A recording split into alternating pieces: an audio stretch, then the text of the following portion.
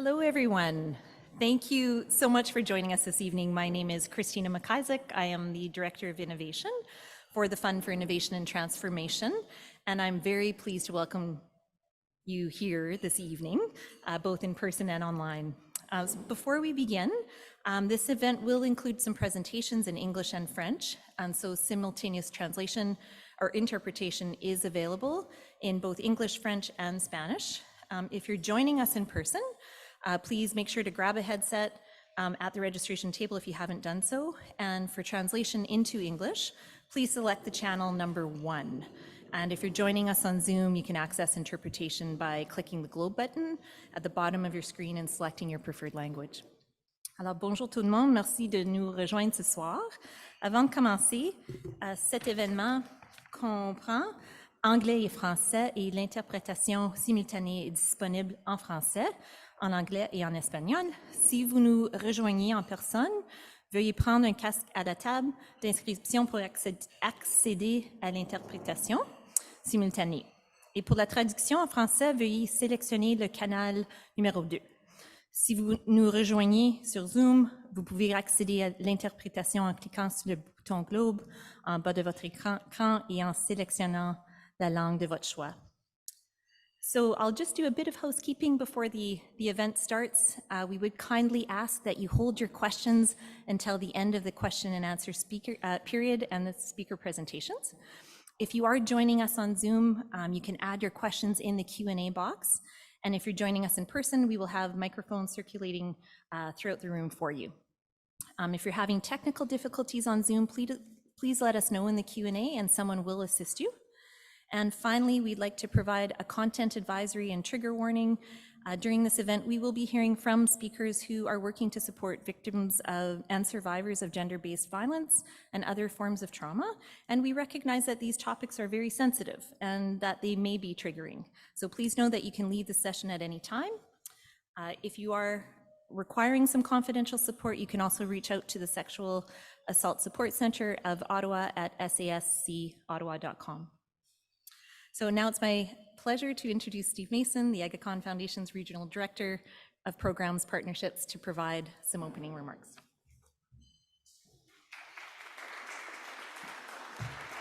Thank you, Christine. Welcome. It's a pleasure to have you all here in person tonight, and I would also like to welcome our large virtual audience who is joining from really all over the world. It's one of my favorite types of events when we're talking about innovations in international development, because the ideas that emerge from the FIT program and other similar programs are always inspiring and fantastic to hear about the future of where we're going in international development. I'd like to start this evening by paying respects to the Algonquin Anishinaabe Nation, on whose unceded ancestral land we gather today. I would like to reaffirm our commitment to strengthening relationships, improving our own understanding of First Nations, Métis, and Inuit peoples and cultures, and moving forward in a spirit of reconciliation and collaboration. Since time immemorial, the Algonquin peoples have been coming together at this exact spot, in fact, the area where the three rivers meet, to exchange goods and services, but also relations and ideas. I very much hope that in a small way, our event this evening will contribute to that centuries-old tradition of sharing and exchanging ideas and building relationships. It's a particular pleasure tonight to be hosting this event in partnership with the Inter-Council Network of Provincial and Regional Councils. The group of provincial and regional councils have been core partners of ours in our public engagement work for many, many years. And we're excited to showcase the innovations that have emerged from what actually is a very innovative program, the FIT program. So a program that supports innovation, but is in and of itself innovative. I would like to introduce Janice Hamilton, and I kind of feel like she doesn't really need an introduction, but I'm going to do it anyhow. Janice, as most of you in this room know, has been a stalwart of the Inter-Council Network for many years. She's actually joined the Manitoba Council for International Cooperation in 1988, if you can believe it. That doesn't seem possible. You must have been a mere child when that happened. And has worked in various capacities at MCIC since then, including being the executive director since 2000. I think everyone who knows Janice knows that she's passionate about public engagement and figuring out how to get more people interested in international development and spreading the message across Canada, which she has done in her official capacity, but also in her voluntary capacity for many organizations over time. Her first experience was actually as in international development was actually with Canadian Crossroads, a venerable Canadian organization in Kenya.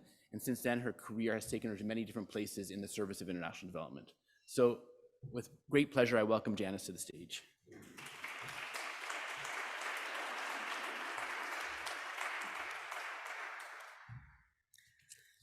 Thanks, Steve.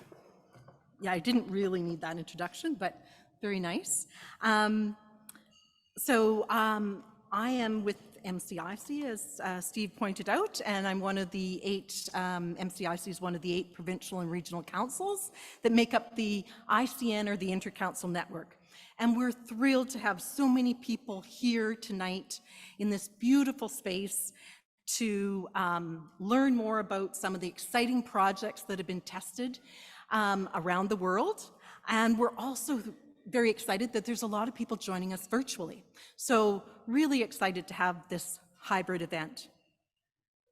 So tonight we're honored to have Patricia Peña, Assistant Deputy Minister, Partnerships for Development Innovation at Global Affairs Canada, join us. We really appreciate the support we've received from Global Affairs Canada for the Fund for Innovation and Transformation, which you'll be hearing more about tonight. And before I ask Patricia to come up and speak, I want to provide you with a little bit of background on her as well. She joined the government in 2007 and has a rich and long-standing history working with Canadian multilateral and diplomatic partners. Prior to her appointment as the ADM, she held a number of senior positions at Global Affairs Canada, and she served as the Ambassador to Chile, the Director of General Foreign Policy, and Director of General Economic Development. From 2007 to 2011, she held various policy and operational positions in the Canadian International Development Agency, including the Director of Democratic Governance and Human Rights, and Director of Economic Development and Natural Resources. So lots of stuff. She graduated with political science from the University of Toronto and completed a master's degree at the London School of Economics and Political Science. And we had the opportunity to host Patricia in Manitoba in January of this year, which, if people have been to Manitoba, isn't actually always the best month to welcome visitors. But she was a trooper, and she was just informing us that, you know, that was one of her first visits to one of the councils. So I'd now like to ask Patricia to come forward to say a few words.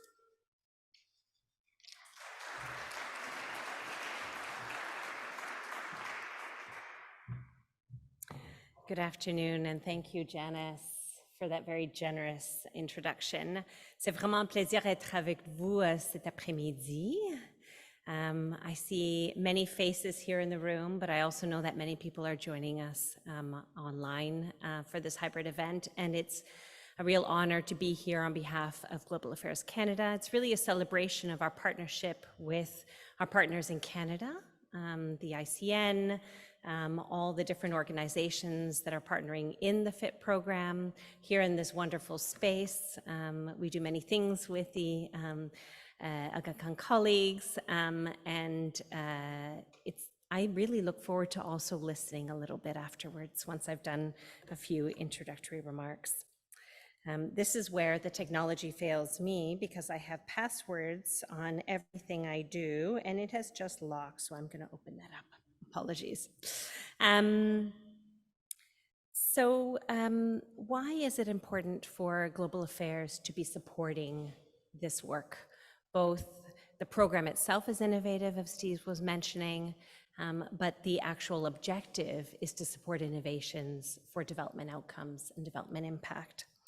And really what we've seen is our objective is to support small and medium-sized organizations to be able to test different things, different ideas, and to see how that can help advance Canada's priorities in international development, and specifically for us, our feminist international assistance policy. And you will hear about some of this, but these partnerships are really, really important to us. So the initiative is one that's $115 million over a number of years, and it includes a couple of different dimensions. So the Fund for Innovation and Transformation, FIT, is one part of this. The idea is to give relatively small projects, so in the $150,000 to $250,000 mark. Now that's not small for me as an individual. It feels like quite a lot of money, but it can have huge development impact as well. Spur Change, it's an initiative managed by the Alberta Council for Global Cooperation to offer capacity building to over 400 small and medium-sized organizations. And then the third component to this is calls for proposals that we've done, a series of them targeting small and medium-sized organizations over the past 6 years. So it's really part of a really concerted effort to not just work always with the same relatively large partners, but to also create some space in the international assistance ecosystem, let's say, for a wide range of voices and organizations that they themselves have connections to very localized communities and people in the countries that we're supporting to actually lead themselves through their own development. So you will hear some examples, but there's a few that I wanted to highlight just to give you a flavor for the kinds of things that we've seen coming through. In Ethiopia, one organization, the Canadian Physicians for Aid and Relief, is providing innovative antenatal care and obstetric services through the use of ultrasound technology in remote locations. And it's only midway through, and already we've seen amazing results, both surpassing the targets of reducing complications in obstetrics, but also improving and having learning of the professionals working in these spaces. Going to another part of the world, in Guatemala, Canada Students Offering Support organization is working with a local partner, Semillas de Innovación para Innovación y Desarrollo Sustentable, to test innovation with Mayan youth, working as mentors for younger students in kind of learning circles. And once again, here we're seeing how it's improved academic performance, but also increased knowledge about all the members of communities, so not just the students, but their parents and their teachers. So it really has that multiplicative impact for a really, really small project, really. So anyway, many more examples to share. In closing, I really want to emphasize that today's event, and I would say a celebration, it's a celebration of our joint work and trying to have impact and make a difference, thinking about things a little bit outside of the box, and the importance of working at the grassroots level, both in Canada and abroad. So I'm keen to hear a bit more about everybody else, and with that, I will say thank you, and thank you to our partners once again.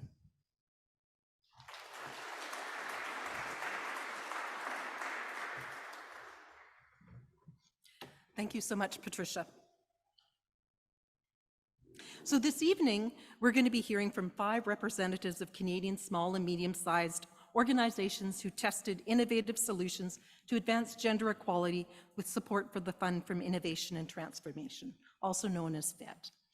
And FIT is a Canadian innovation program of the Intercouncil Network of Provincial and Regional Councils, made possible through funding from Global Affairs Canada and administered by the Manitoba Council for International Cooperation. And we support small and medium-sized organizations and their partners in the Global South who are testing innovative solutions that aim to advance gender equality and empower women, girls, and vulnerable communities. The organizations that we support represent civil society organizations, post-secondary institutions, private sector, and social enterprises. Testing projects occurred over a short time period, between 6 to 15 months, and since 2019, FIT has supported over 50 testing projects in 33 countries. There were projects in each of the Feminist International Assistance Policy 6 action areas. All 52 SMOs that completed their testing made progress towards advancing gender equality and empowering women and girls. And one of the key elements of the FIT program is to make space for organizations to share their learnings and their results with other actors in the sector, as well as the Canadian public. And in the spirit of that sharing, we are pleased to profile 5 FIT projects who tested various approaches and tools to advance gender equality in unique contexts. And we look forward to hearing them share about their meaningful work supporting new mothers, addressing trauma through music, preventing harmful practices affecting students, reducing rates of gender-based violence, and improving financial and health numeracy. I would like to invite Christina MacIsaac, the Director of Innovation, back to the stage to introduce our SMOs who will be speaking this evening. Christina.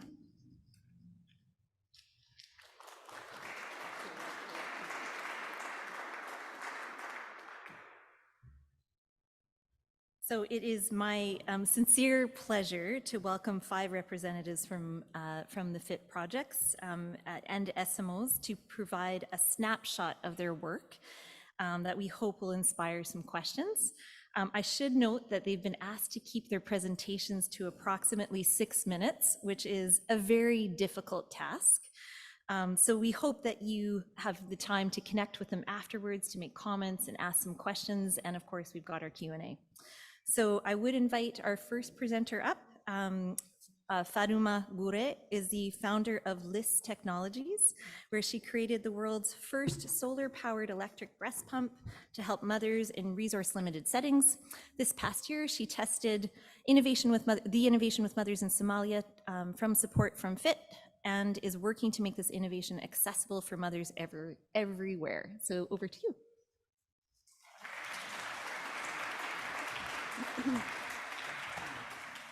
Thank you so much, Christina.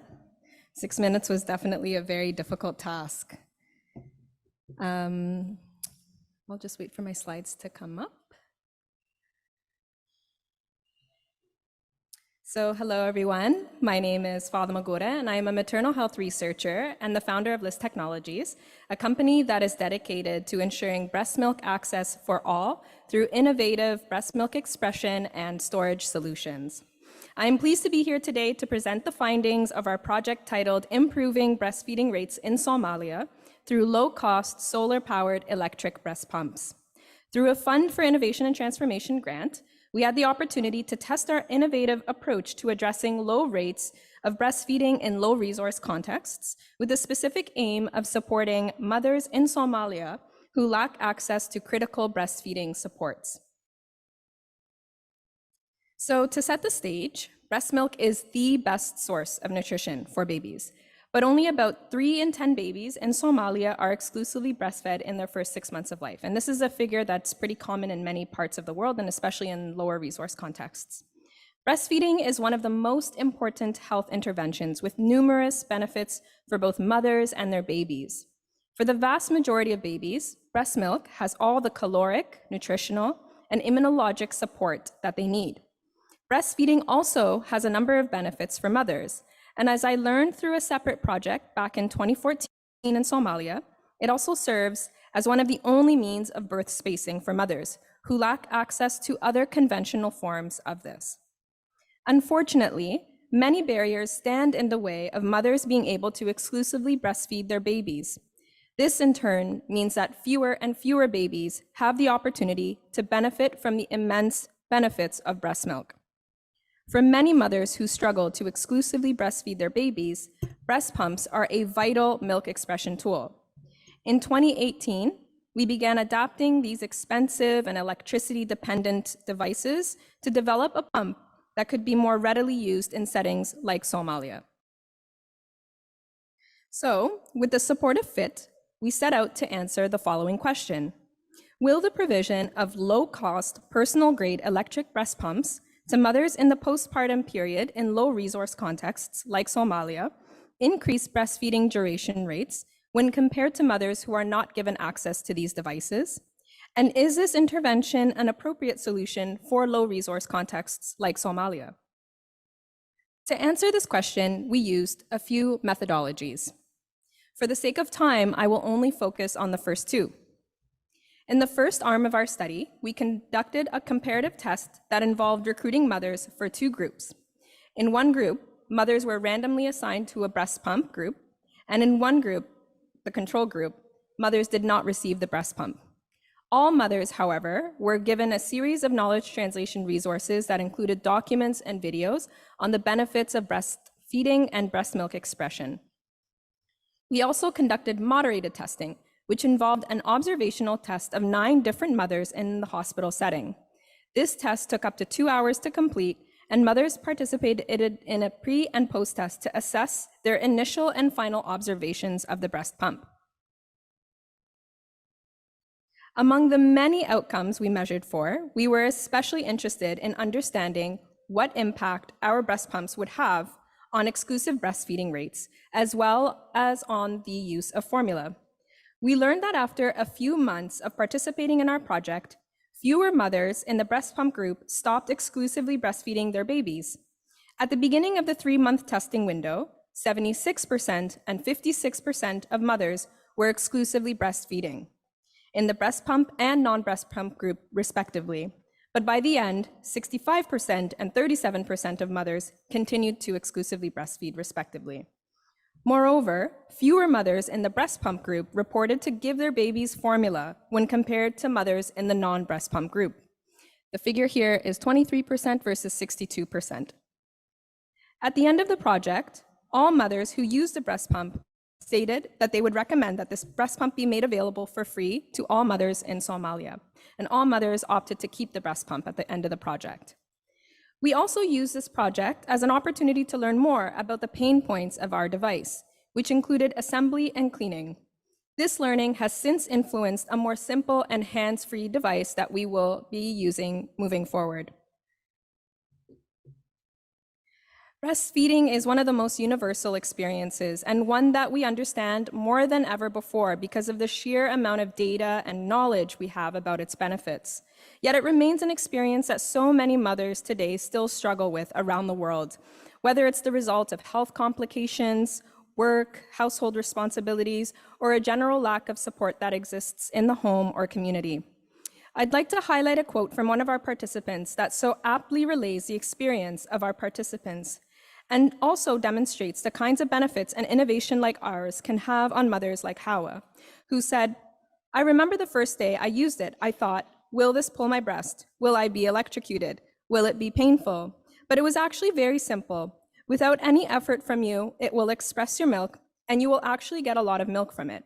I have gotten a lot of benefits from it. When I wake up in the morning, I can now pump milk before I go to work, and I'm able to save money because I do not need to buy extra milk." We are so grateful to the Fund for Innovation and Transformation, Global Affairs Canada, the Inter-Council Network, as well as our project partners based in Somalia, which included the Somali National University School of Public Health and Research, Banadr Hospital, where we conducted the majority of our testing, as well as NOHEC, and allowing us to be able to test this innovative solution for the first time. And we are so excited to see the potential for this innovation in the future in many other settings beyond Somalia. At present, we're doing some knowledge translation like I'm doing with you here today. We're also improving the design of our pump, which would not have been possible without all the data that we collected as a result of this project. And we're also looking at devising rental and breast milk banking solutions that are more accessible within settings like this as well. Thank you all so much.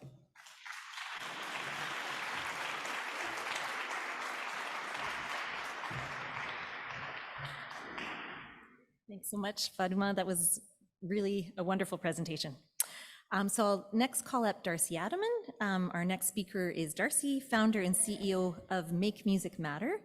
Make Music Matter tested the inclusion of men and boys within their healing and harmony music therapy program in the Democratic Republic of Congo to address the trauma from violence and conflict and discuss positive models of masculinity and to understand gender equality. Darcy, the floor is yours.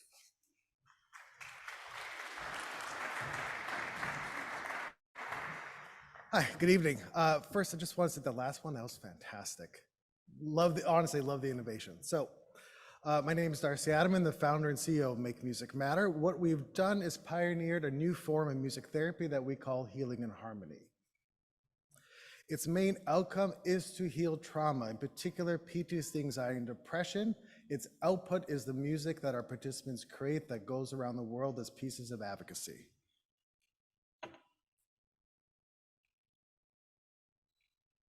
There you go. And then our formal study is bouncing back after trauma, music, therapy, gender, and mental health in a post-conflict setting. Now, just to give you some quick context, the area that we tested in is an area called Mulamba, which is a rural area just about an hour and a half outside of Bukavu in eastern Congo. and it's triangulated by 3 active rebel groups. So the community is attacked on a regular basis, and it deals with trauma on a regular basis as well. Now, the aim of the study is to first test the efficacy of the program, which has historically been used to treat female survivors of sexual violence, but we also want to test the efficacy of it against men. Will it be just as effective as men, with men as women in the past? And also, not only that, but how long does that healing sustain itself? It is very good to do this work, but if 3 months later you're back to where you started, then this is all for nothing. Now, the methodology of this study was very basic. It's a mixed method longitudinal study, which just means we took various data points across different areas of time. We did a standard pre-test, a standard post-test, and another test 6 months after that.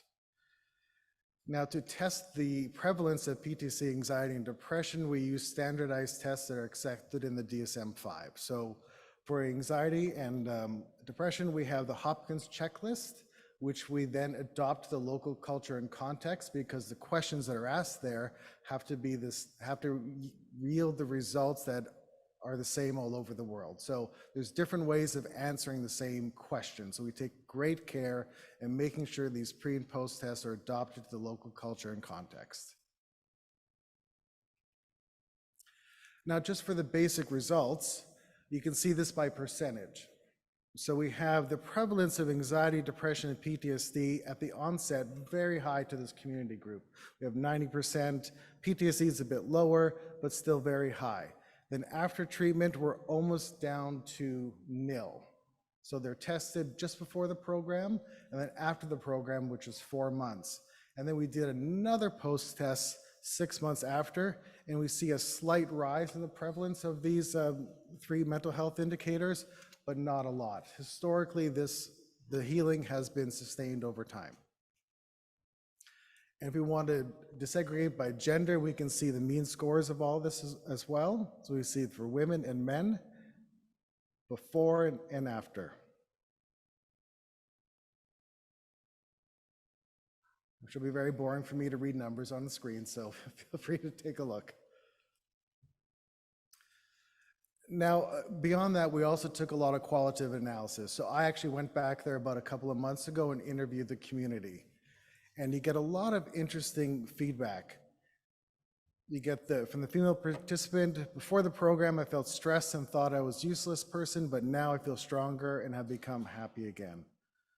And now for this male participant, this is actually quite important for the communities, because when sexual violence and rape is used as a weapon of war, it tears apart the community, because also the men feel ashamed for not being able to protect their wives. So the fact that the program not only healed the men's trauma, but regained their agency and self-worth, where they felt that they're no longer a failed man to be able to protect their wife, helps to keep the community together long-term. And again here, what we're fighting with this gender parity is just a long-term patriarchy in Eastern Congo.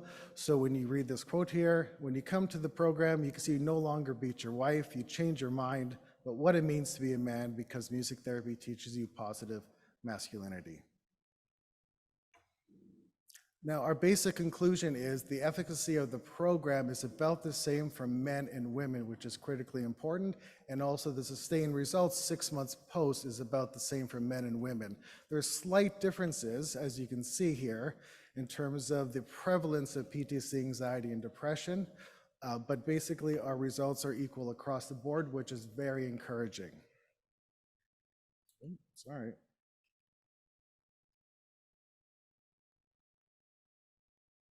Okay, well, and then I look forward to any questions we may have later on in the evening. I think my time is up. Thank you.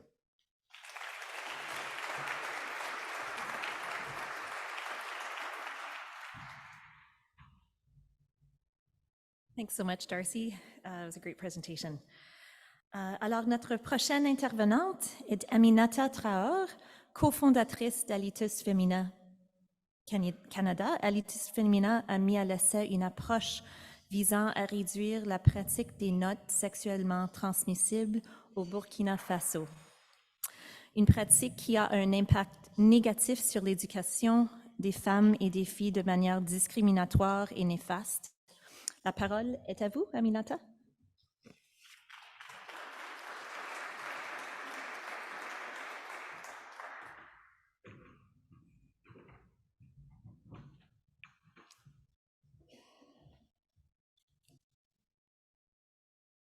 Merci, bienvenue à tous, bonsoir.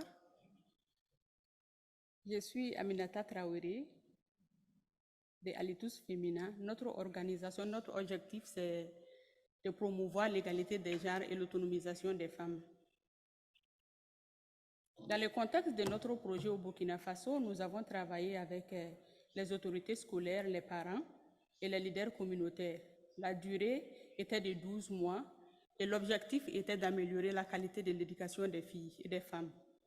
La méthode, c'était l'évaluation avant et après intervention.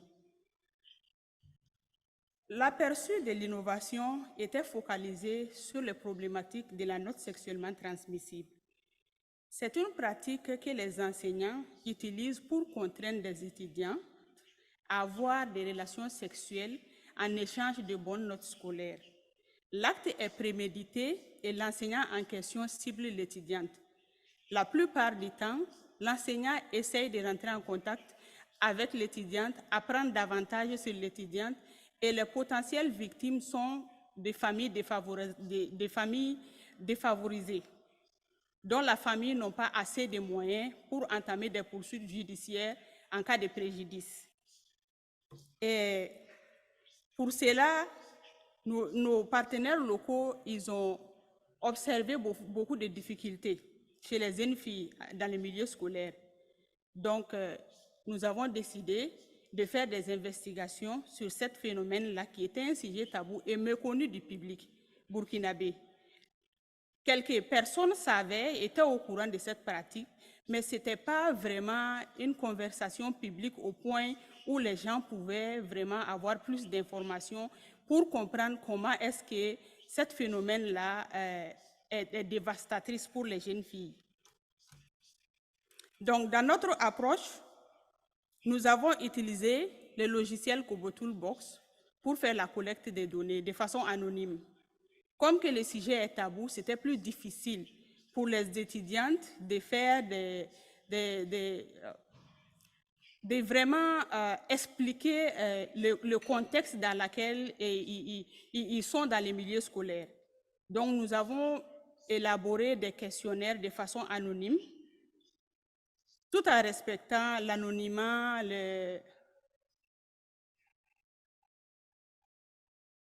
Je m'excuse. Tout en respectant vraiment les normes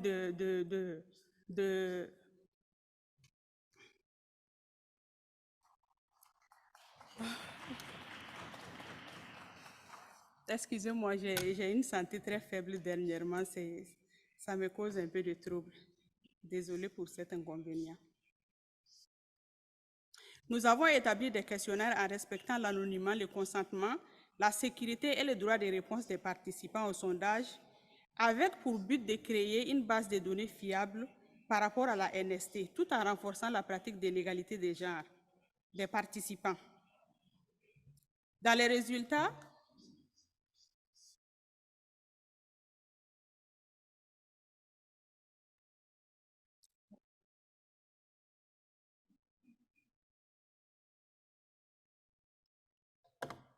je m'excuse. Si je peux faire une petite pause, s'il vous plaît.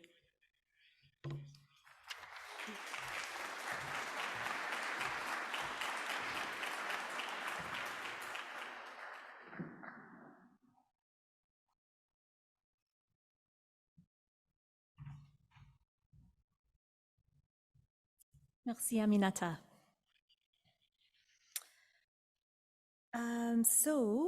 We will now move to a presentation. I'd like to introduce Danielle Skogen.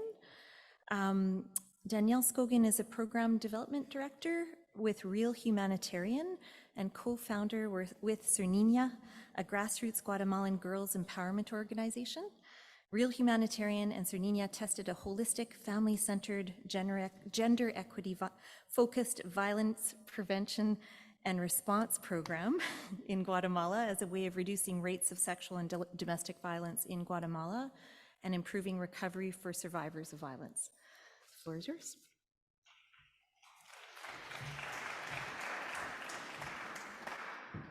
Thank you, Christina. Et Aminata, je veux dire que tu as vraiment, vraiment bien fait. C'est tellement difficile de parler devant tellement de gens en 6 minutes ou moins.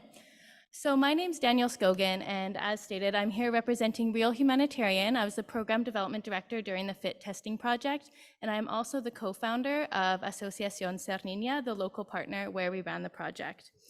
As some of my colleagues have so well done, we have a lot to cover in 6 minutes, so buckle up. So I'm not going to dive too deeply into the project itself. I'd really like to focus on some of the key takeaways. One of the things I loved about the FIT project was their focus on learning, and that being one of the most important things of the project is what we learned and how that will impact our work and hopefully the work of other individuals and other organizations. So that is my goal today. So first of all, I would like to just focus on the trajectory Ser Niña has taken over the course of a couple years. We were founded in 2014 with the sole focus of advancing the empowerment of girls and women. So like almost all organizations in our field, we started working exclusively with women and girls alone. We quickly realized, like our partner Real Girl in the United States, the critical need of also working with boys and men.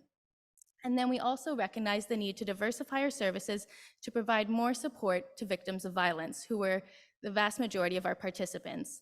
I hope you can see the trend here. We started really small with a narrow scope and quickly realized the need to be a bit more holistic and expand what we were doing. So our testing project followed that natural progression. We wanted to look at what would happen when we stopped working with just girls to address gender-based violence and instead started really focusing our efforts into all the individuals who are impacting the lives of girls. For us, that was most notably the families. And in doing so, the vast majority of cases of gender-based violence in rural Guatemala do happen within the families.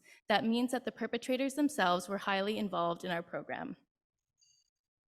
Though Ser Niña and Real Girl works with over 7 different communities in Guatemala, we chose to focus on only one, to go deep and see as much transformational change as we could in the shortest amount of time. So we focused on a small indigenous community named El Hato. It has roughly 1,800 inhabitants, the vast majority of which live in conditions of extreme poverty. And of all of our partners in history in Guatemala, they had the highest rates of gender-based violence, which is why they were chosen. So what were we actually doing? You'll hear me use the word holistic quite a few times, and for us, it had a multifaceted meaning. We wanted to go holistic and deeper in what we were actually offering. As I said, we started with offering just workshops, and though we saw incredible change with that over the years, we also recognized some of the limitations based on the diverse needs of our beneficiaries. So for the FIT project, we continued to do our weekly workshops, but we also started running more capacity building sessions for community leaders and educators. We ran individual, family, and couple therapy sessions. We also provided holistic support for victims of violence and had gender-focused community interventions based on what came out of our needs assessments. 2 key approaches that were really pivotal to our work was the incorporation of Mayan healing modalities. So we had Mayan healers and therapists co-write the entire curriculum for our workshops. All of our workshops were led by Indigenous women and Indigenous men, and all of our therapy sessions were run by Mayan healers and therapists using different Mayan healing modalities. We also used a restorative justice approach and had a restorative justice lens to all of our work, which was absolutely critical when working with boys and men in such an in-depth way, because the truth is the vast majority of perpetrators of violence are boys and men in these communities. When I say holistic, it's not only what we were doing, but who we were working with. We wanted to work with the girls, of course, that is always our core mission, but we also want to engage other key stakeholders in the community, primarily their family members and their teachers.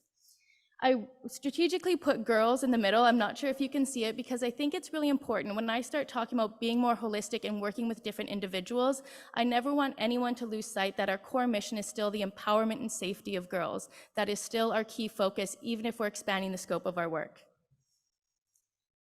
We ran the project for 12 months, and I think the results speak for themselves. Of participating families, cases of gender-based violence dropped by 45%. 62% of individuals who reported experiencing violence before the program reported that they overcame a situation of violence after the program. And 79% of individuals reported feeling safer in their homes after the project. Again, I'd like to focus on the key takeaways, because that is really why we're here. And that is, first of all individuals who are impacting the life of a girl must be involved if we truly want to advance gender equality and advance the empowerment of girls and women. We really need to challenge the outdated notion that we're going to achieve gender equality by investing more and more money and all of our resources into girls and women alone. The reality is, in the vast majority of the communities we are working with, men and boys still hold positions of power, and to not include them, we are really missing the mark. It is critical that they are involved so that we can see real change. And I will argue that neglecting to do so is not only less efficient, but also dangerous. When we equip girls and women with the skills, knowledge, and language to stand up for themselves, to advocate in their relationships, but we don't equip the boys and men to receive that information and to truly buy in, we're not only putting at risk the empowerment of these girls, but we're also putting at risk their lives. And additionally, all of those individuals that we are working with must see how gender equality is going to benefit their own lives. I like to say that as humans, we listen to WII-FM radio. What is in it for me? And the truth is, as humans, we will only truly buy into things if we can see some of the benefit in our own lives. So we worked really hard to engage boys and men to see why advancing gender equality and reducing gender-based violence will improve their lives. The truth is, patriarchy persists for a reason, and that's because the men in different communities believe that it makes their lives better. And it's only when we can upend this misinformed belief and everyone can see the true value in investing in girls and women and how that makes the lives of girls and women better, but also the lives of boys and men, whole families and communities, will we see real change and real lasting buy-in from the whole community to create change. And finally, we really recognize the importance of starting from a place of healing before we can dive into empowerment. We found that a lot of organizations, including ourselves historically, would jump right into empowerment and leadership initiatives before truly taking the time to help individuals heal from past trauma. And that would often result in just short-term results, because when we are holding trauma in our lives, it's hard to truly create change. So a key part of our work was to help survivors and victims of violence overcome this trauma before engaging into the more empowerment or leadership-focused initiatives. We are incredibly grateful to the FIT program because it has permanently changed the way that we do work. We are now taking a holistic approach with every single one of our communities.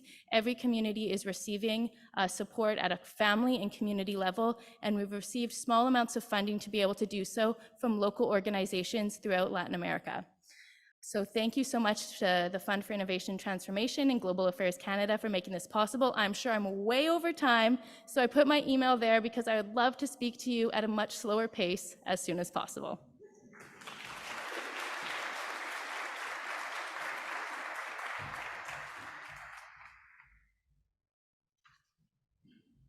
Thanks, Danielle. So our final speaker this evening is Dr. Salima Meherali, Assistant Professor of the College of Health Sciences, Faculty of Nursing at the University of Alberta. The University of Alberta tested an innovative solution to economically empower women in rural Pakistan by using oral information management solutions to develop women's financial and health numeracy skills. Over to you.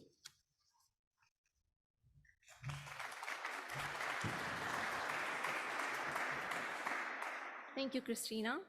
I'm Salima Meherali, and I'm Assistant Professor in the Faculty of Nursing, University of Alberta. I'm going to present the findings of FIT-funded project titled Combining Health Calendars and Cash, Building Formal Financial and Health Numeracy Among Poor Women in Northern Pakistan. First, I would like to acknowledge that University of Alberta is located on Treaty 6 territory and respect the histories, languages, and culture of First Nation, Métis, Inuit, and all First People of Canada. There's increasing recognition that economically empowering women is essential both to realize women's rights and to achieve broader sustainable development goals. Research also supports a strong link between women's empowerment in the formal economy and financial health outcomes for women and their families, including beneficial effects on nutrition, family planning, maternal child mortality, and morbidity. In addition, evidence also indicates that increasing the share of monetary household income controlled by women may produce other benefits, including greater investment in children's education, greater control by women over their reproductive health, delayed early marriages, decreased teenage pregnancies, and reduction in gender-based violence. The project was implemented in Pakistan. Pakistan is home to approximately 230 million people. According to 2020 World Bank report, the literacy rate in Pakistan is 58%, and the literacy rate is lower among women as compared to men, and is more lower among the women and girls living in rural areas. Pakistan also ranked poorly on the Gender Inequality Index. Like the rest of the country, Gilgit-Baltistan and Chitral, which is one of the provinces of Pakistan, is situated at the sensitive border area bounded by China, India, and Afghanistan, presents a complex gender inequality. Approximately 50% of women in Gilgit-Baltistan and Chitral are illiterate, and only 17% of women are with paid labor. Karmang, which is one of the most remotest valley in Gilgit-Baltistan, where majority of the women have no formal education, and they mainly undertake farming and household work. To promote women's empowerment, economic empowerment in Gilgit-Baltistan and Chitral, Aga Khan Rural Support Program, which is a private non-profit organization established by Aga Khan Foundation, they have initiated a community-based saving group programs for the women. The community-based saving group programs build financial capabilities, also support and facilitate access to maternal and child healthcare services by women of reproductive age. However, poor financial and health numeracy skill levels are found among the women in the community-based saving groups. Many of the women face challenges in performing the required calculation in their community-based saving groups while they are doing the savings and borrowing and performing the annual share out of their earnings during their community-based saving groups. Consequently, they earn less and invest less in their health and education, and they also face difficulties in scheduling and timing health actions such as antenatal and postnatal checkups and their children's vaccination. This dual skills deficiency greatly undermines maternal and child healthcare utilization, resulting in poor health outcomes. To improve the health and financial numeracy among women and young girls in Gilgit-Baltistan and Chitral, in this project we introduced My Oral Village, Oral Information Solutions, or OIM tools. These tools include but are not limited to the use of pictures, icons, and stories. In this project, we developed OIM tools which include oralized saving passbooks, loan forms, introduced an oralized table, which is a cash calculator, and an oralized maternal and child health calendar. On the screen, you can see on my right side is the oralized saving passbook, which is mostly pictorial and text-based, and on the left side is the older passbook, which is mostly text-based. Here are some more images of the saving passbooks, oralized saving passbooks. This is the image of oralized table, which is a cash calculator that runs offline on Android devices. Oralized table translate images of currency into numbers and vice versa, and enable poorly schooled women to verify the financial transactions and to check and record their financials records. To improve health numeracy, an oralized maternal and child health calendar was also developed with locally contextualized icons to support women and children healthcare decisions and outcomes. The calendar mainly focused on antenatal and postnatal care of women and child growth and development from 0 to 5 years and child immunizations. Women receive training on how to use and keep records of their own health and health of their children. To evaluate the usability of these tools, we have conducted both quantitative and qualitative assessment. Majority of the participants who participated in this project have significantly improved both their written numeracy and record-keeping skills. The OIM tools are reshaping women's roles in their families and in their communities. increasing their visibility and amplifying their voices. Women who reported previously being unable to shop in the market or help out their husbands in their shop are now taking these roles, which is increasing their personal mobility and their access to money. Sustainability and long-term impact and the prospect for additional learning will require further monitoring. AKRSP has committed to roll out these tools in all the community-based saving groups they are currently working with to improve both the health and financial numeracy of women in the community. I would like to thank Funds for Innovation and Global Affairs Canada for funding this project, My Oral Village for their support in the tool development, and the project implementation would not have been possible without our local partners, AKDN and AKRSP. Thank you so much.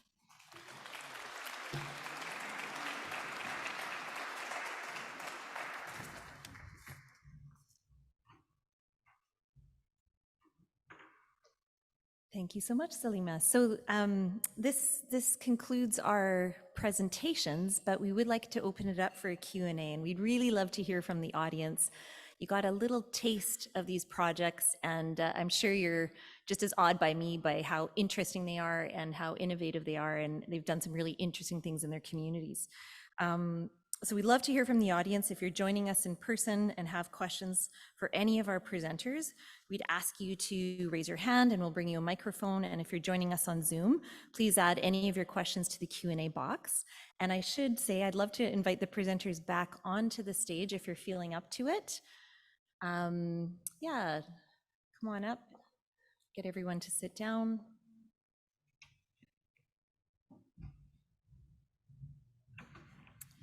And then I think we'll go to the questions.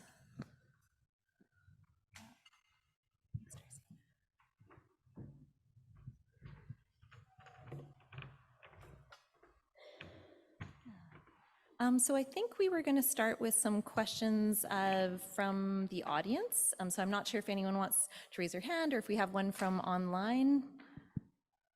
So not yet. Okay. So yeah, I see one over there. Thanks. I just wanted to ask about the breast pump, because I'm interested in actually vacuum extraction or vacuum delivery, and I just wondered how strong can you get the, or how many kilopascals does it produce in suction with your, your solar-powered breast pump? That is an excellent question, and I do not have that data, especially for this, the new one that we're going to be using moving forward. We're hoping to access more funds so that we can do this very directed testing on the device itself. It was more feasibility testing, so ensuring that it was comfortable for mothers and they could actually extract milk and extract enough milk for their babies. But we're going to need to do a lot more laboratory testing to get that kind of detail. But thanks for the question. Thank you. And I think we have another one. Yep. Yeah, I think my question is for Danielle. Danielle, yes. In terms of the marriage counseling or the relationship counseling that you were providing, who was providing it? What kind of training program or how were they set up to take on that role within the community? Definitely. So the individuals that were providing the family, couples, and individual therapy were all licensed therapists in Guatemala, as well as Mayan healers. So they were people that specialized in Mayan healing. They, were indigenous themselves and grew up with the different healing modalities in their own lives, but they were also licensed family therapists. Thank you for the question. Okay, over here. I see a question here and here, so not sure who was first. Right.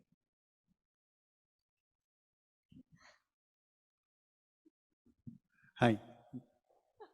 Sounds good. If you're ready, please go for it. Oh, over to me. Okay. My question's for all of you. You were able to kind of test these innovations, with sometimes a shorter time period, with a relatively small kind of injection of funds. And I'm just curious, what does scaling up look like to you in kind of the ideal world? Who would like to start? Sure. So that's a really interesting question. We actually talked about scaling today in our conference, so I have some new vocabulary. I think it's really interesting because I think there's so much pressure on organizations to scale up and to reach as many people as possible. And that's not always the best approach for a lot of organizations. Lots of times we sacrifice quality and impact of our program when we scale too big or too quickly. So for us, actually, we're just kind of, as shown through our model, we're looking at ways that we can have deeper impact in the communities that we're already serving. So, I mean, I'm gonna fail the test, but I think we're scaling deep and scaling horizontal, if I learned the right words today. So we're actually looking at diversifying our services. So, you know, we used to work with just girls, now we work with whole families, offering therapy services. So diversifying the services in the communities we have, and also improving the programs we already have. For example, we already had an existing girls empowerment curriculum, but it didn't include the healing approach, and that's something we were able to include with FIT. So that's what scaling looks like to us right now. Again, we're already working in 7 different communities. We're trying to implement it in 7 communities, where with FIT we did run it in only 1. Yeah, and well, thank you for this chance of redemption. Ladies and gentlemen, I have not fumbled the ball like that in many, many years. So let me just give you, before I answer the question, a quick 30-second synopsis. So Healing in Harmony, how it works is we actually build little recording studios wherever we operate in the world. The participants come in, they work with a local music producer in tandem with a local psychologist. As they go through the creative process of writing and recording an album, we interject the therapy, the CBT therapy, in a way that's not particularly noticed. And also the other added benefit is the magic of lyric writing uses metaphor to extract and articulate trauma that doesn't re-traumatize you. So the process of writing that song puts the trauma to the surface, usually for the first time ever, and then we can set a treatment pathway for it. And basically we do a pre-test using the Johns Hopkins test for anxiety and depression, the Harvard trauma test for PTSD. We do the pre-test, we do the post-test, and we do the 6 months assessment, which showed that the results have sustained themselves. Now, to answer your question, in terms of scaling, what we've been doing strategically with Make Music Matter has been partnering with large INGOs. So a World Vision, and in particular Pansy Hospital and Pansy Foundation. And it's through those large partnerships we're able to scale a lot quicker. And those larger partnerships then have the relationships with the community-based organizations where we can get our sort of staffing from. Because it's really important that all of our local operations are indigenous to that community, because delivery services just works a lot better that way. That being said, we are still experimenting in terms of how we exactly scale. We've codified our model, we've replicated all over the world to the exact same results, but we're trying to now test the sustainability part of scaling. You know, you don't want to overtax your own people, so we're trying to figure out, okay, do we just train and do a quality control oversight, or do we really have to be boots on the ground a bit more? And I admit we've been, over the last year and a half, kind of experimenting on that side to see which part of scaling is, you know, financially sustainable for us. Thank you so much for the question. For our project, basically the oralization of the tools based on the context was done during the project time period. So at the moment we are just learning whether the icons and images which are being which we have developed for the oral women are useful for them. So we are conducting the usability testing right now. And once the tools will be established as usability, then we will go for the scaling and sustainability of the project. Yeah, thank you for the question as well. So obviously, ideally with a product like this, we want to see it in the market. We want moms to be able to access this at a very low price around the world. But when thinking about breast pumps, they're not, and when we think about breastfeeding specifically and the very low rates of breastfeeding that we see around the world, it's a very complex problem, and a tool like this is not the only solution. We have to think about the system and how we change the system to ensure that mothers are supported in being able to breastfeed and families are supported in the breastfeeding journey. And so when thinking about scale, we're at a point now where the devices we're happy with and we're excited to continue testing in community, but we're also thinking about adapting things like rental programs to settings like Somalia. So Canada has is a pretty successful example of There are many settings where moms can rent pumps as soon as they've delivered and they're able to take one home. How does a system like that work in other places where resources are a lot more constrained? Also banking solutions as well. Pumps fit so nicely within banking systems or milk banking systems.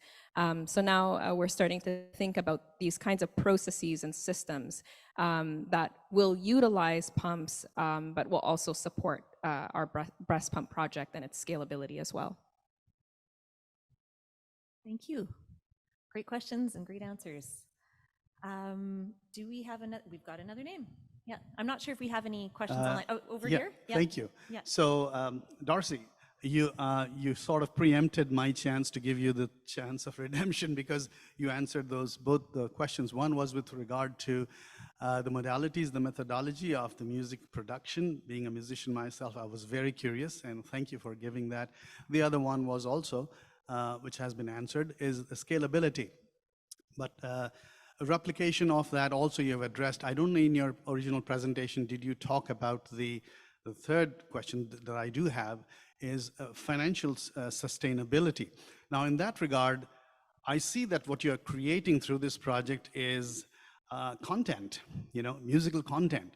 So in terms of the opportunities therein, have you thought or have you inbuilt in the project some opportunities for revenue generation through digital marketing and distribution of that kind of music? I bet it would be very, very popular, and those revenues could be pumped back into the project sustainably. Yeah, thank you. That's a great question, and I come as a producer from the music world that way, and that's a really interesting question. So, the musical output that our participants who we deem as artists, we worked very hard for a very long period of time to give them the exact same platforms and rights that any other major artist gets.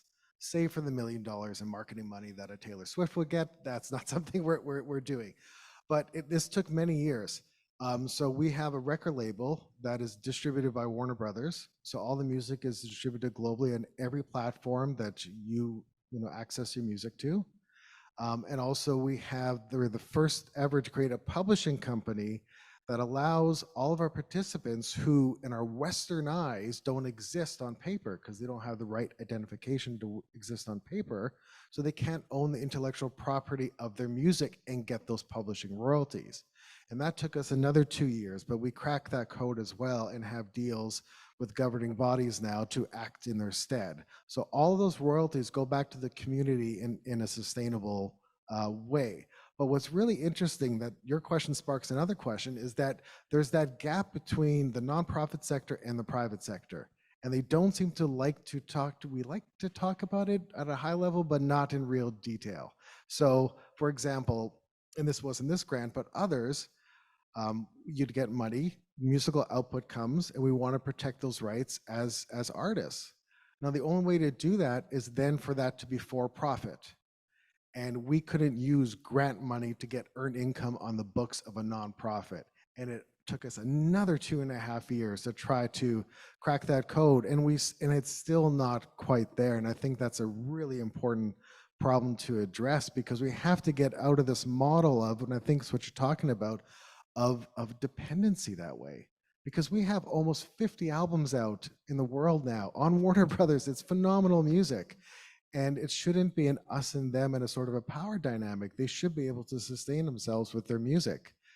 But when you get these government grants, sometimes that can be, there's some barriers to that. So we've addressed as best we can. We want to keep doing that. In fact, we're almost done negotiating a full publishing deal with Sony in New York for all those artists. And we have a sync deal that's going to start placing them in Netflix shows and things like that. So yes, that is underway. Thank you.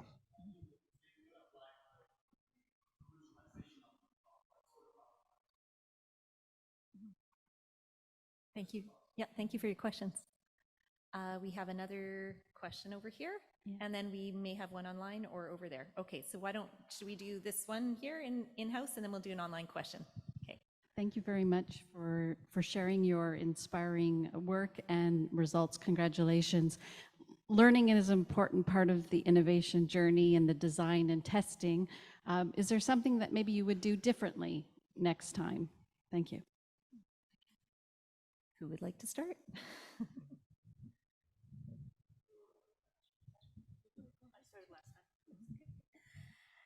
Thank you so much. This is a great question. Yes, every time when you are doing a project, you have to reflect back that how things have gone and what are the things you require, you need to change.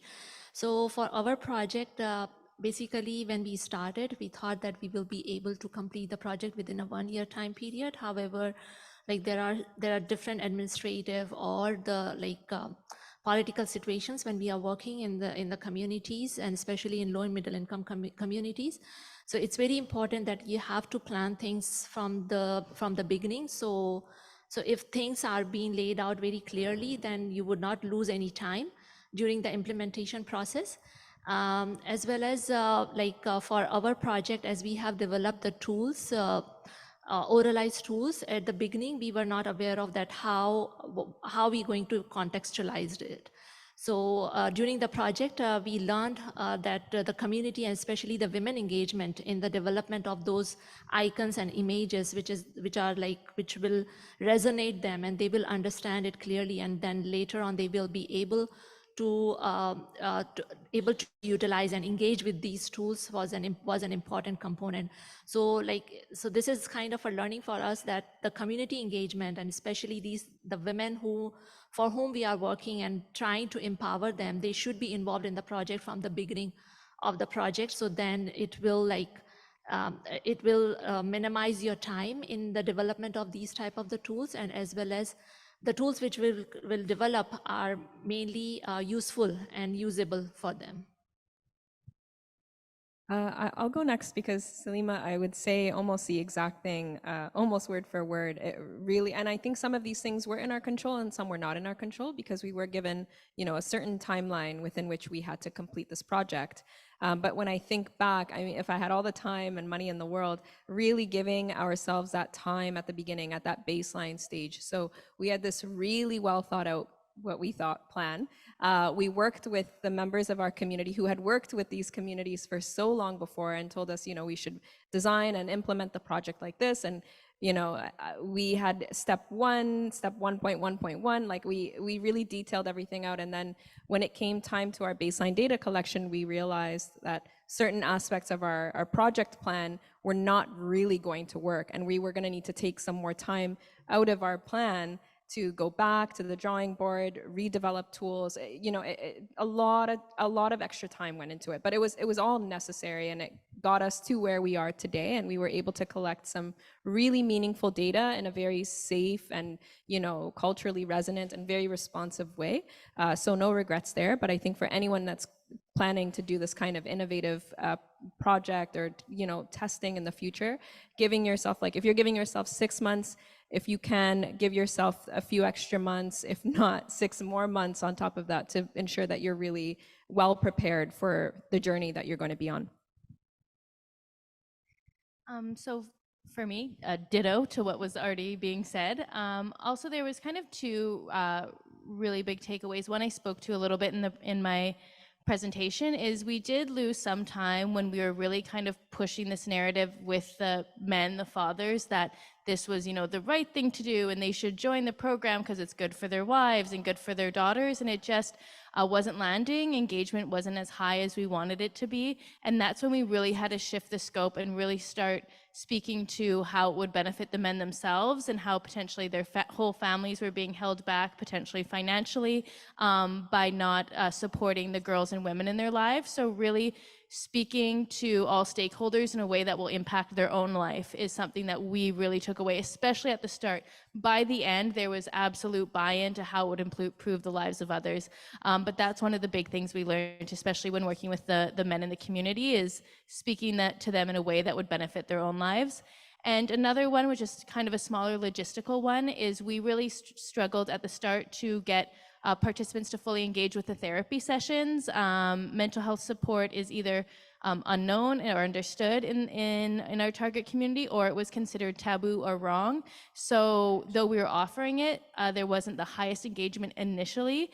So what we did for that is we actually just had the therapists engaging in all other aspects of the program. They were present at every workshop, so they became a familiar and safe face to the individuals.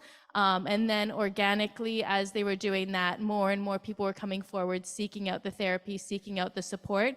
And so that was a game changer for us. And that's actually now part of our core model. When we have psychologists joining the team and therapists, they're just involved in the core activities first, so that participants can really come to them instead of us, going out to them to get them to join the therapy approach.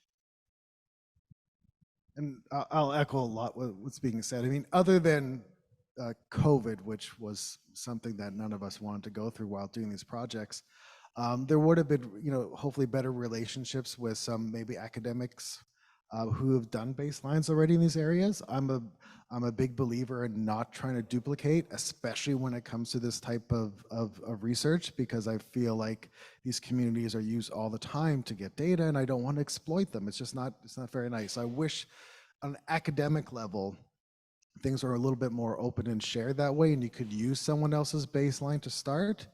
The other thing with our project, it started very organically in the sense that we had been operating in that area previously with specifically, women and sexual violence. The men in the community saw such a change in their wives, they organized themselves, went to our local studio there and psychologists and said, hey, we need this too. And that's what spurned this. So it was very organic. I wish at that moment I had the foresight or maybe the will to start fundraising then, even before we applied for this.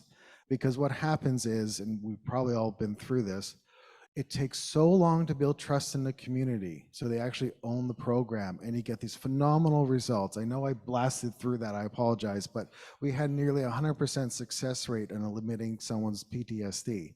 And then you have a phenomenal thing, and then it ends. And what that does is not only breaks your heart for the community, who still needs more people going through the program, but that sows mistrust for other programs and NGOs coming through these communities in the long term. And I wish again, before even applying to this, I had thought of that. Good reflection, thank you. I think we have some from our online participants, so please go ahead. Yes, we do have a few coming in on Zoom. So to start off, someone is wondering about your work with opposition groups opposing women's empowerment in your testing locations. So this person's specifically asking about in Pakistan, how do you mitigate these risks and deal with these challenges of opposition to your work? So we work with Aga Khan Rural Support Program, community-based saving groups. These saving groups are in place since like 2010 or even before that. And there are around more than 300 community-based saving groups in Gilgit-Baltistan and Chitral. And these saving groups are mainly changing the life of the people and improving the quality of life through their savings.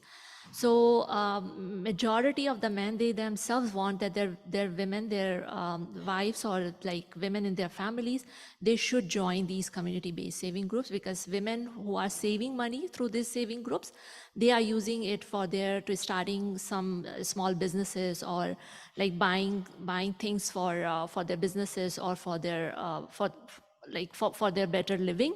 So that we couldn't find any opposition from any of the men in the society, even though Pakistan is one of the patriarchal society where women have more power as compared to the women. But we couldn't find any resistance approaching women in these community-based saving groups, and they really appreciated that we are engaging the women in learning these skills. And there are many positive stories which we have learned, as because many of the men, they have their own shops where they are selling women products as well. And because women are not numerate enough to help their husbands in these shops, and after getting the trainings, when they started learning the numeracy skills, learning how to use Oralite table, they are now supporting their husbands in their shops and helping them out, which is kind of a great encouragement for the women, and as well as men in the community, they are also supporting them that they should support men in their families. And with regards to maternal and child health calendar, women are really appreciating that, because like family planning is not very common in Pakistan. So they now realizing that how important through this learning, they are learning that how important it is. And they are really appreciating that maternal and child healthcare information, which we are providing. They are really using those calendars, keeping up their antenatal and postnatal checkups, dates and visits as well. And especially it is helping for their children immunization. So this is something like which we couldn't find, we haven't seen any resistance which came from the men in that community. Thank you. I don't know if anyone wanted to comment quickly on their projects. Just very quick, just we use music because it is a Trojan horse that way. It goes into the community, it feels innocuous. Once we're in and they're engaged, we can do the other work. So that's part of our methodology. Okay, I think there's another question online. Yes, we have a couple more. So this was partially answered, but perhaps you can elaborate on it. So to any of the participants, how will your learnings from your projects impact the way that you approach future initiatives?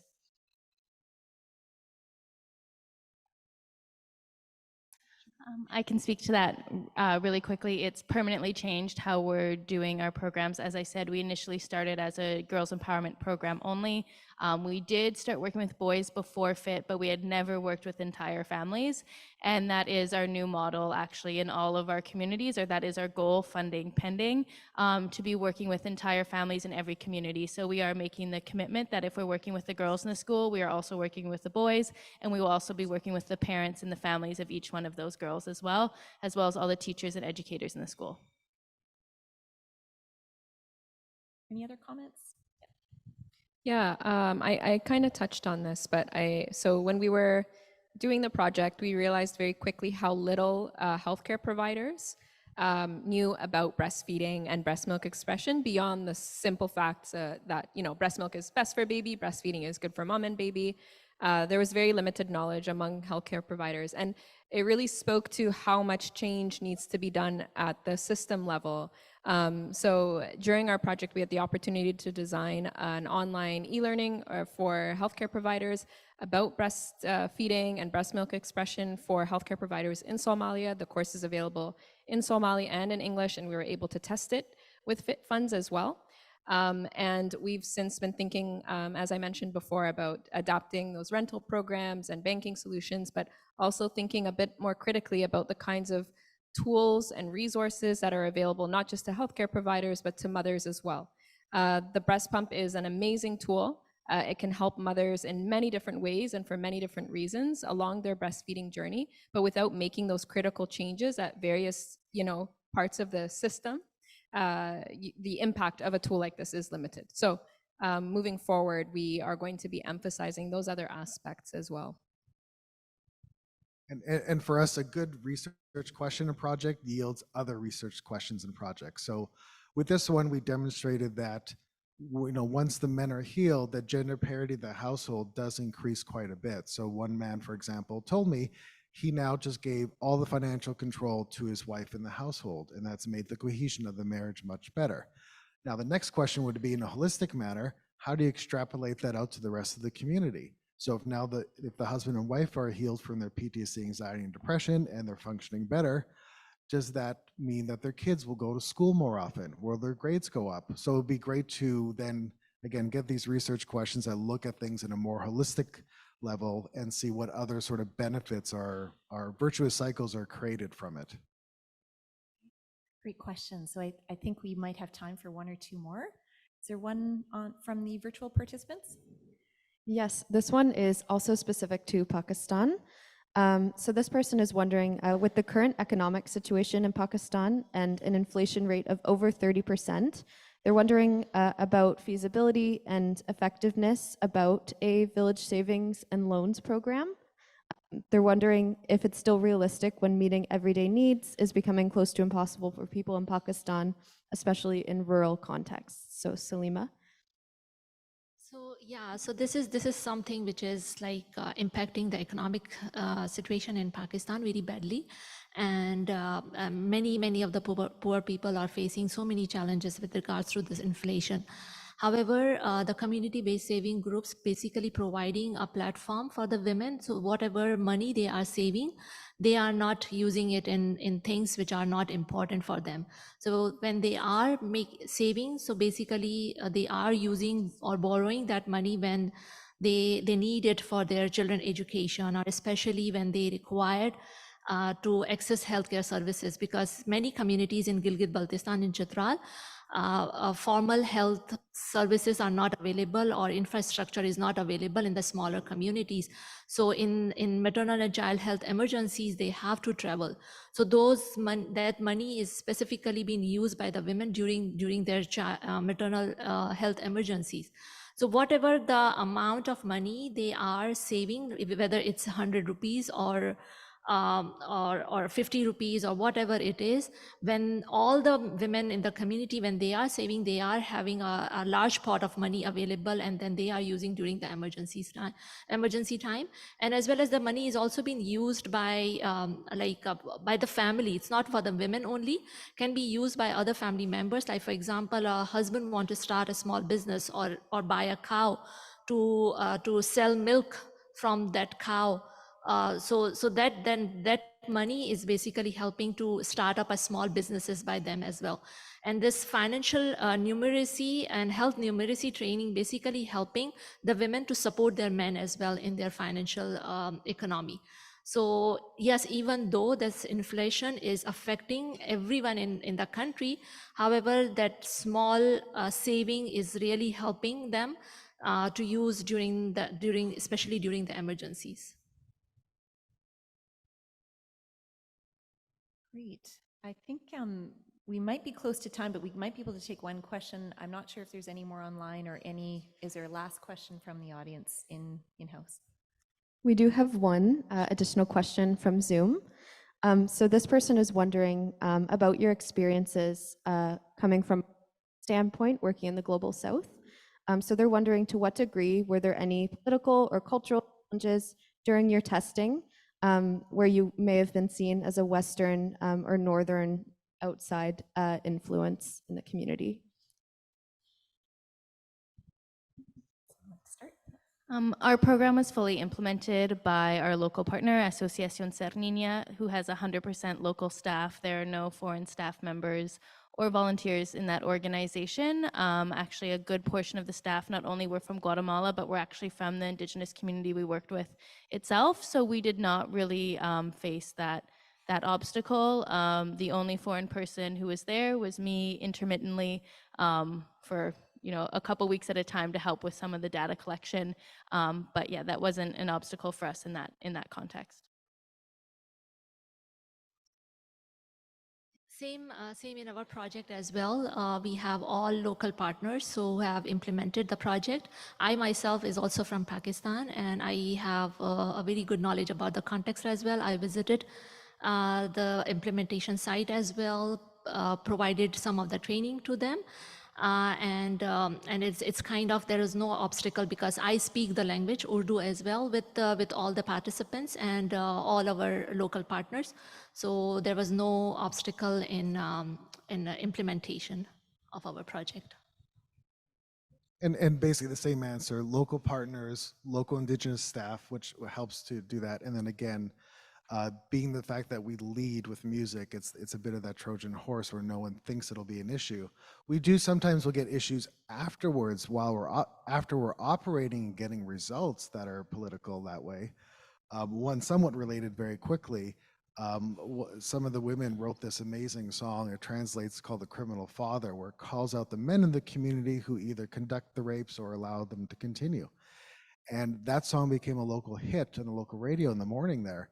And I was there to witness it. And the military started to call into the radio station to complain and say, "Stop playing that song. We're quote unquote the good guys. We don't do that anymore." And it was a complete lie, of course. But it just goes to show you, it was really fascinating that, someone, as I like to say, someone with the guns and the bullets was scared with somebody with the songs. And so I think that's very powerful. Such a fantastic question. So even though I am Somali, I worked in the context previously, have a fairly good understanding of the context. You can't really say that if you don't live there, obviously. I know that I come with a ton of bias, and experience that is really not relevant to the context. It was really critical that I work. I worked very closely with my team at all times. The entire implementation was all local staff, all local doctors and folks working in grassroots organizations in Somalia. They really drove the direction of the project from beginning to end, and obviously I was there throughout the entirety of it all as the Canadian staff person. My Westernness would come through in so many different instances. So to just give an example, obviously we're talking about breast pumps, meaning we're talking about breasts all the time. We're developing tools and resources, and we do need to do some education, right? And so in my health background as a Westerner, it's fairly simple to show breasts in some way in medical diagrams or anatomical figures, etc. But it was really clear as soon as we started working on the project that we'd really need to be as mindful of this as possible. And I had to really strip away that background as someone in the health field, wanting to really convey the information as accurately as possible, while also being very mindful that the resources that we then develop, if we develop them in a very Western way and with the lens that I was coming with, that potentially there would be little to no uptake of these tools. So examples like this, I think, highlight that even though, I had a fairly good understanding of the context, even those changes I thought would be appropriate to make were not appropriate enough for the context. And it's all relative, right? Like I was working with staff based at a hospital in Mogadishu, but we could have been working with another group of physicians at another hospital in Mogadishu, and they would have had a very different understanding or a receptiveness to what we were trying to do. So. Sorry, I just say, for us, it was a little bit more actually small p political, and mindfulness, that's really, really well put. So we had a very minor issue where even local staff, I'd built a nice place for our local staff to live because it's a very dangerous area of Congo. And I found out they were kicked out of there, and I got very upset, and I went to our local partners to quote unquote put my foot down as the funder of how dare you kick them out of the home that I built for them. And then came to realize it was that they have to live in the community just as an equal community member, just like the doctors do, or else they won't be trusted and the program won't go well. So you're kind of constantly learning and mitigating these sort of local small p political issues. Well, thanks very much, everyone. I think we're coming to a close of this portion of this session and the presentations. Before I invite Janice up to close, I did want to acknowledge our fifth speaker, Aminata Traore, who wasn't feeling well enough to continue. It would have been great for you to hear about their work. She's very passionate about the work they're doing in Burkina Faso to address sexual exploitation of girls and women around their grades in schools. And so they've done some amazing work there. And I would invite you to maybe find their poster or go to the FIT website and look up their project a little bit, and just to learn a little bit more about them. So I'm sorry she wasn't able to join because she's a very passionate speaker. So Janice, would you like to come in and close?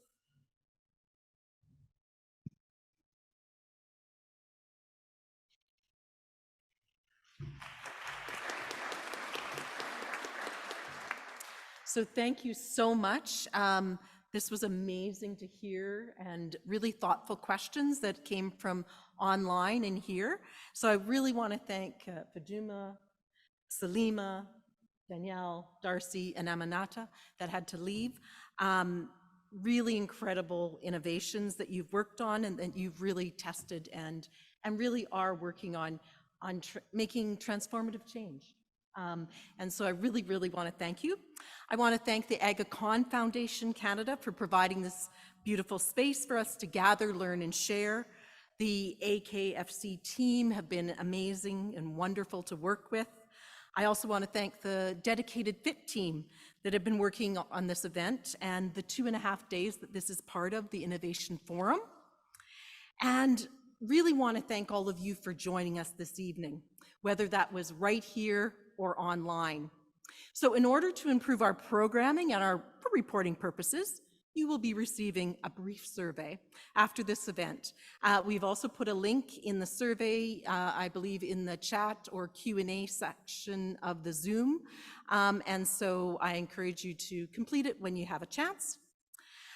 For those of you here in person, please join us for some refreshments. Please stay and talk to the speakers. There's a number of other FIT-funded project participants and innovators that are in the room. Take a look at the photo gallery that's around, and please enjoy. And so once again, thank you so much and have a great evening. Okay.